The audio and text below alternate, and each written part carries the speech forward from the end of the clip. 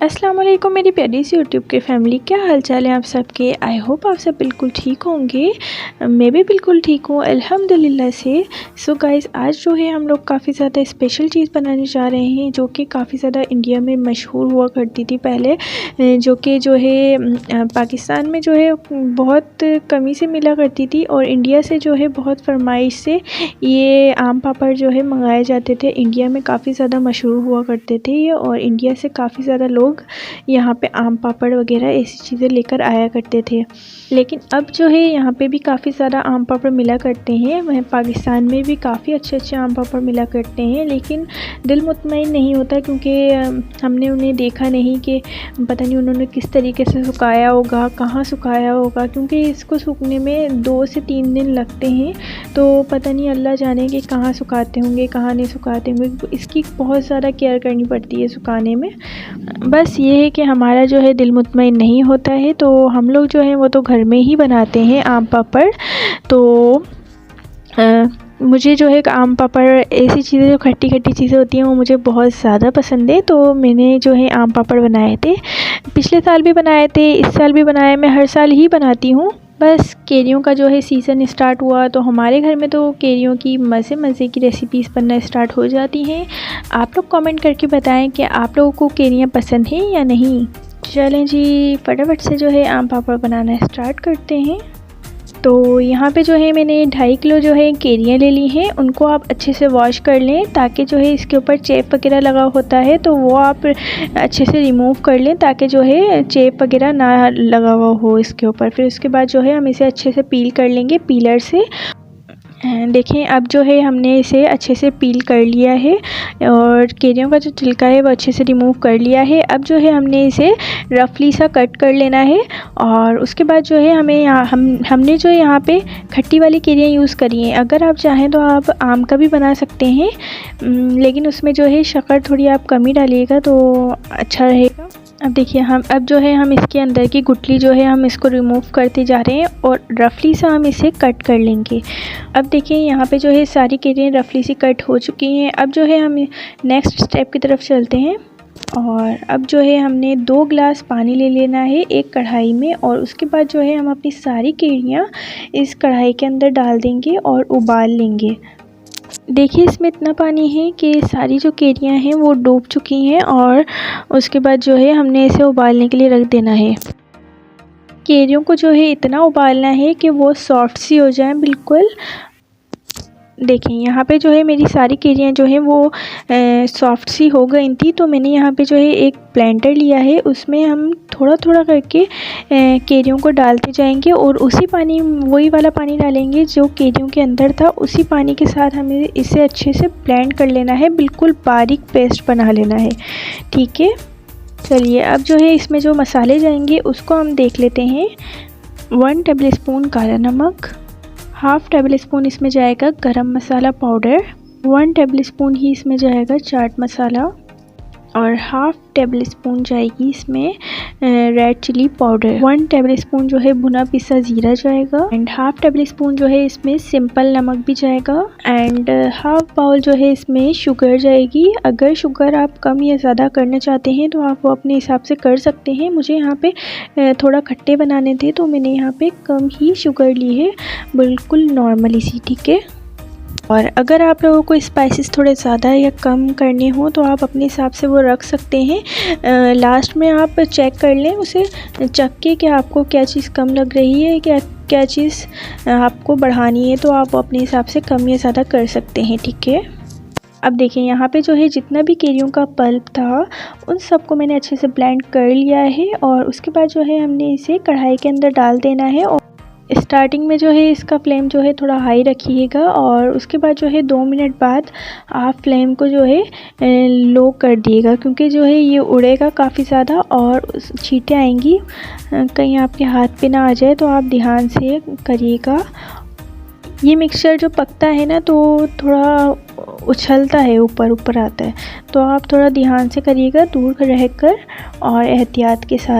और चमचे को जो है आप लगातार चलाते रहें। और अब जो है हम इसके अंदर डाल देंगे हाफ़ बाउल शक्कर। इस मिक्सचर को जो है हमने ज़्यादा गाढ़ा नहीं करना है। मैं आपको बताऊंगी कि आपको कितना इस मिक्सचर को रखना है और उस हिसाब से ही आप इस मिक्सचर को रखिएगा। आप ज़्यादा गाढ़ा जो है नहीं करिएगा इसे। और अब जो है हम इसके अंदर जितने भी हमारे स्पाइसेस थे वो हम सारे इसके अंदर ऐड कर देंगे। और इसके बाद जो है हम इसे अच्छे से मिक्स कर लेंगे।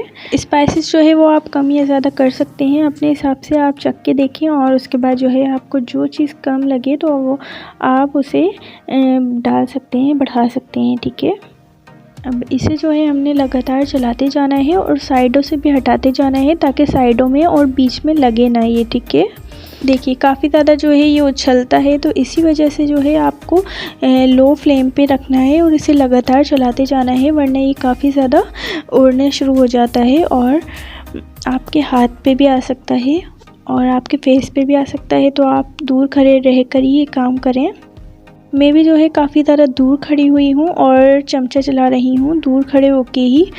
इस मिक्सचर को जो है हमने 5 to 6 मिनट ही पकाना है। और देखिए उसके बाद जो है हम देखेंगे इसे, देखिए यूँ करके हम घुमाएंगे ना तो फिर चमचा जो है ना चमचे के ऊपर स्टिक कर जाएगा, कोट कर जाएगा। ये जो है बिल्कुल रेडी हो चुका है। अब हमने एक प्लास्टिक ले लेनी है या फिर एक पॉलीथीन ले लेनी है और उसको हमने अच्छे से घी से ग्रीस कर लेना है। और उसके बाद जो है हम जितना भी हमने मिक्सचर बनाया है उसको हम इस तरीके से डाल देंगे। और देखिए सारे मिक्सचर को जो है हम इस तरीके से डाल लेंगे। अब देखिए सारे मिक्सचर को जो है हमने अच्छे से डाल लिया है। अब हम इस तरीके से इसको यहाँ से पकड़ेंगे, दोनों सिरों को हम यहाँ से पकड़ेंगे और इसको इस तरीके से हम करेंगे। बिल्कुल स्लोली करना है, बिल्कुल स्लोली आप इस तरीके से उठाते जाएंगे तो ये खुद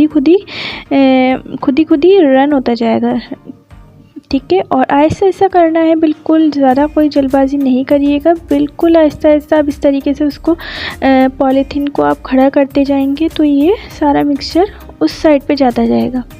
फिर आपको दोबारा से यही प्रोसेस करना है, ठीक है। अब देखिए यहाँ से दोबारा से यही प्रोसेस करना है, बिल्कुल आहिस्ता करना है ये प्रोसेस आपको। यही प्रोसेस आपको 3 से 4 बार करना है। इसी तरीके से जो है करते रहना है 3 से 4 बार। और फिर उसके बाद जो है ये खुद ही एक बारीक से लेयर बन जाएगी, हर तरफ से इक्वली हो जाएगा। और देखिए इस तरीके से करते जाना है ताकि हर तरफ जाए और एक स्क्वायर सा पीस बन जाए।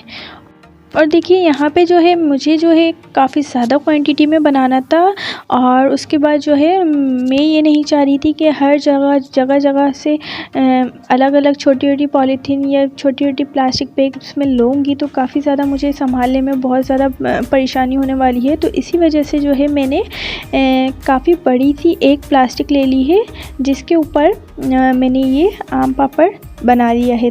तो मुझे सिर्फ इसी को संभालना पड़ा है और कोई भी मेरे लिए कोई इतनी परेशानी वाली बात नहीं हुई। और इसी को ढक के अच्छे से कवर कर दिया था मैंने और उसके बाद जो है 2 दिन के लिए सूखने के लिए रख दिया था। तो ये आराम से 2 दिन में सूख गया था। और मैंने जो है यहाँ पे काफ़ी सारा पतला बनाया था। अगर आप चाहें तो वो आप मोटा भी बना सकते हैं, वो आपकी चॉइस है। अगर आप मोटा बनाना चाहते हैं तो आप मोटा बनाएं, अगर आप पतला बनाना चाहते हैं तो आप पतला बनाएं। तो ये है कि अगर आप प्लास्टिक पे बनाएंगे तो पतला भी जो है काफ़ी आप ज़्यादा पतला भी बनाएंगे तो वो आराम से जो है निकल जाएगा। और अगर आप जो है देखिए 2 से 3 बार करने के बाद आप इसे 2 मिनट का वेट दे दें। फिर उसके बाद यही प्रोसेस आप 2 से 3 बार और करें तो ये जो है ना बिल्कुल एक इक्वली लेयर बन जाएगी, बिल्कुल एक इक्वली लेयर बन जाएगी, हर तरफ से एक जैसा बन जाएगा इसी तरीके से, ठीक है। देखिए ये जो है बिल्कुल इजी मेथड है। अगर आप लोग जो है थाल वगैरह में रखना चाहते हैं तो आप थाल वगैरह को भी अच्छे से पहले ग्रीस कर लें, फिर उसके बाद ही आप ये लिक्विड उसके अंदर डालें।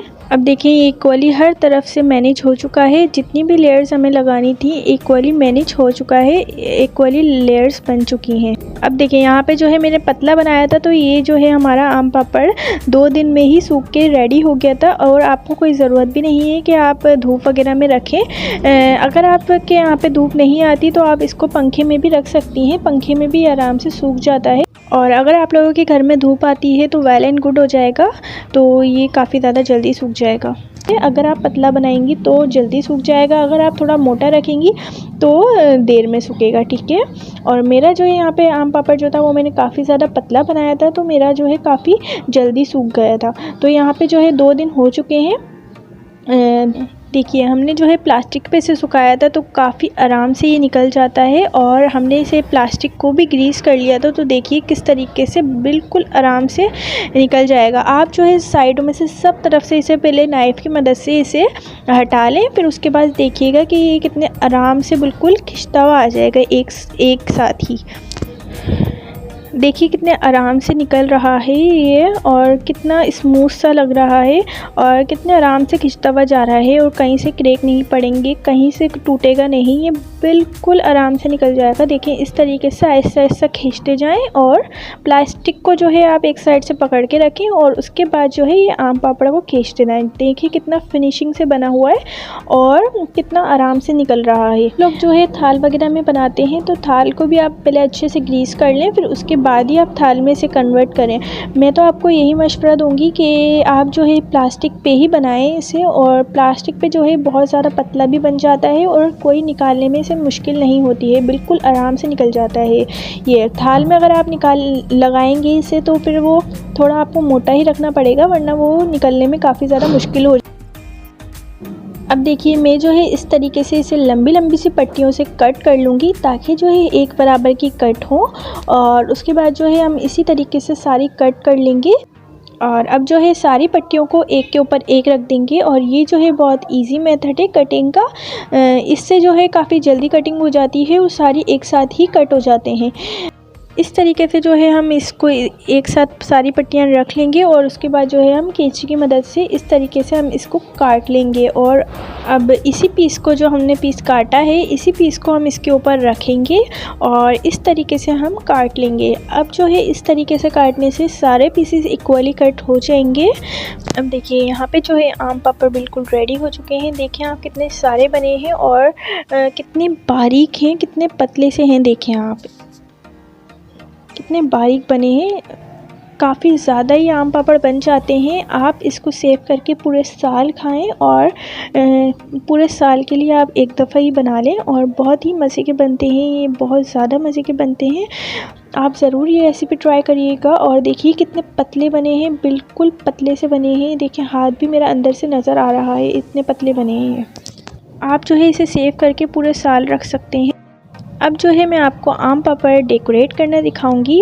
तो देखिए इस तरीके से हम इसके कॉर्नर्स को जो है कट कर लेंगे। देखिए इस तरीके से कॉर्नर्स हमने कट कर दिए, और अब जो है हम इसे गोल सी शेप बना लेंगे। देखें इस तरीके से हम गोल गोल करते जाएंगे।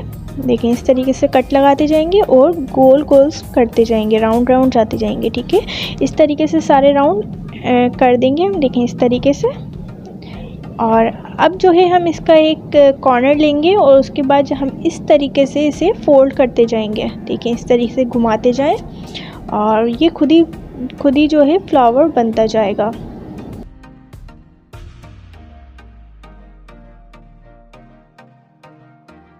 देखिए आम पापड़ का जो है फ्लावर बिल्कुल रेडी हो चुका है। देखिए कितना प्यारा लग रहा है।